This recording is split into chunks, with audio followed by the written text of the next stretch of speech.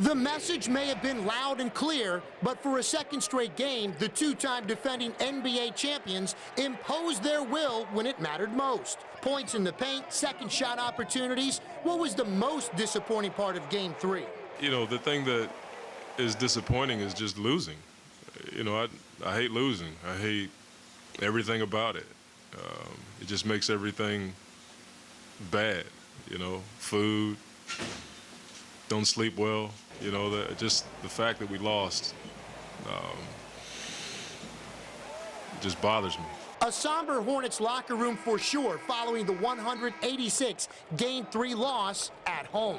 It's just effort, man. That's all we can do. You know, try to counteract with effort, playing hard. And, you know, typically when we do that, you know, we're able to, you know, play better offensively. And defensively, I mean, that's our calling card. We got to tie this thing back up, you know, if, ands, or buts, you know. Not too many teams come back and win a series, you know, down 3-1. So it's a must-win for us in Game 4. We got a great opportunity here at home. You know, everybody's behind us. And it's pretty much a must-win for us. Yeah, definitely a must-win. But, you know, we understand it's only 2-1 right now.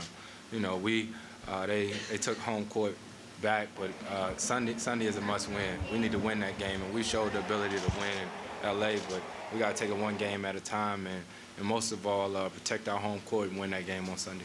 And that will be a challenge, especially considering the fact the Hornets' top player is injured. Chris Paul's left hand, heavily taped after the game. And look at the grimace on his face when picking up his son.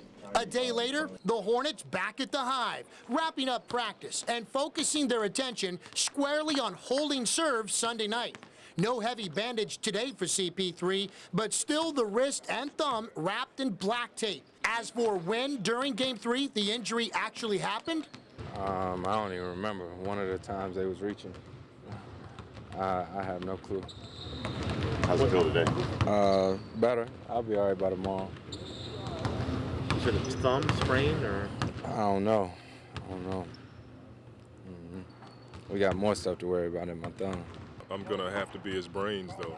If the doctors and Ish tell me that it's something that can hurt him in the future, that's something we're going to have to talk about. But, you know, listening to him and watching him today, he says he's good to play, but we'll have to wait and see. It's not his wrist, and that would, or a tendon or a bone.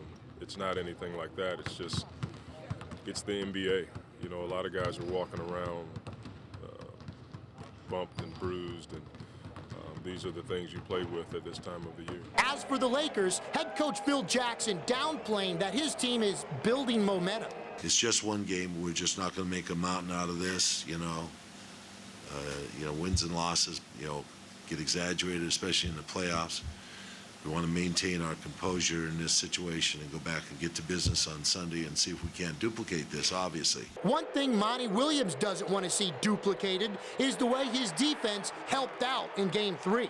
Our weak side has to get better. I mean, that last night was embarrassing, weak side defense. If you look at the dunks and the paint, the give and go plays, we haven't dealt with that. After sleeping on it at night, now you had a chance to kind of refocus a little bit. What's the kind of feeling amongst this team right now, Chris? Everybody's good. Everybody's good. We have a great opportunity to play Game 4 here at home.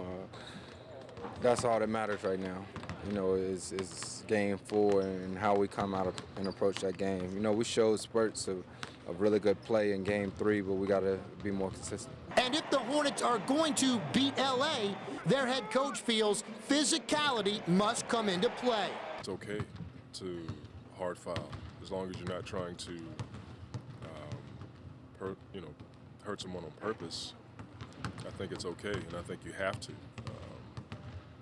That's how I grew up with the old heads I played with. They believed in no layup rule, and we've given up enough of that. And sometimes you just got to go out there and start something.